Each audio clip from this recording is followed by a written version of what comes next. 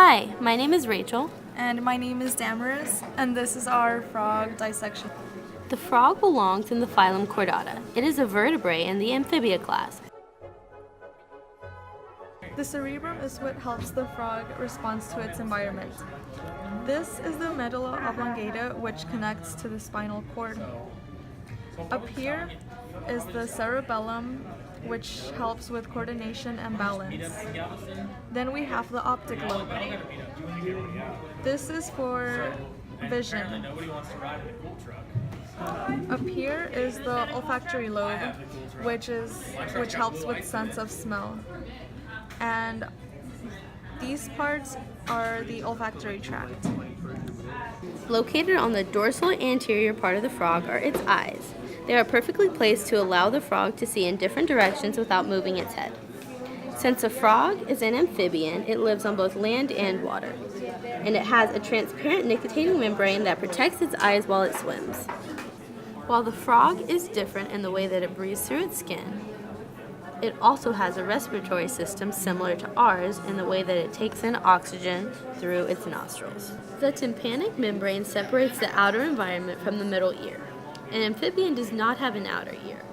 The tympanic membrane transmits sounds when it vibrates via ear ossicles in the inner ear.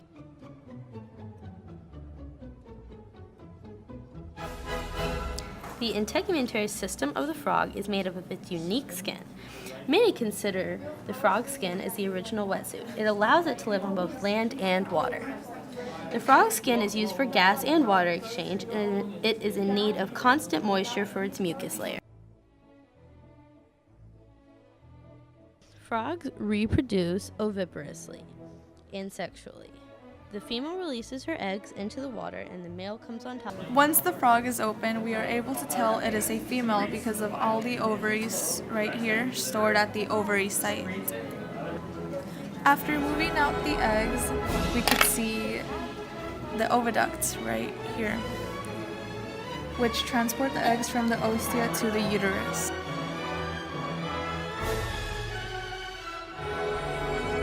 The spleen plays multiple supporting roles in the body. It acts as a filter for blood as part of the immune system.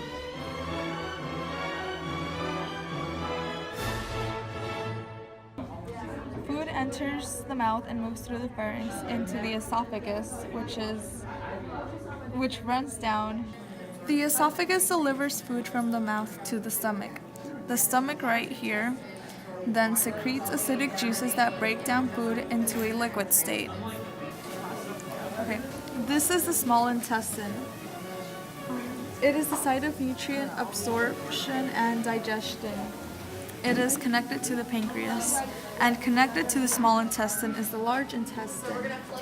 This is where this intestine digests bacteria, reabsorbs water, and forms feces.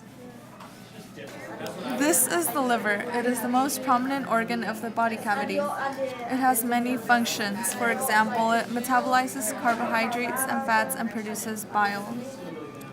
The liver also disposes of old red and white blood cells by engulfing them in a process called phagocytosis.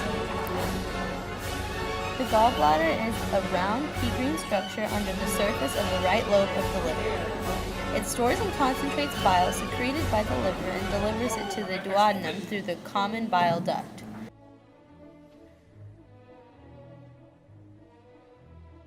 This is the heart. It is responsible for pumping blood throughout the body, and it has 3 chambers: the left atrium, the right atrium, and the single ventricle. The amphibian heart consists of 3 chambers, in which the circulates are separated by the left and right atria, and the ventricle consists of 1 chamber.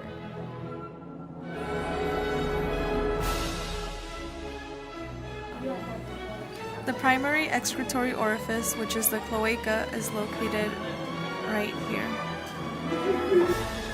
The kidney functions in the excretion of hydrophilic substances such as ions, water, and other nitrogenous waste. In amphibians, a small portion of the waste is removed through the skin. The waste leaves the body in the form of urea and ammonia. The function of the urinary bladder in a frog is to store and excrete urine, excess fluid, and reabsorb glucose that is destined for excretion.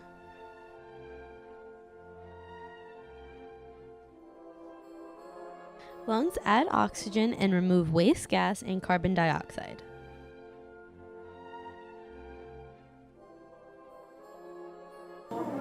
Fat bodies are located near the kidneys. They serve as energy storage reserves in the form of fat. Alright, contrary to the popular belief, the tongue of the frog is actually attached to the tip of the mouth. So whenever it comes out, it has to flip out to catch its prey. Metamorphosis is the change of shape during an animal's life. During metamorphosis, the tadpole will develop back legs first, then front legs. Around 6 weeks of life, the mouth starts to widen. Sometime around 10 weeks, the froglet's eyes start to bulge out and the tail begins to shrink and eventually disappears. When the lungs finish developing, the froglet makes its way onto land.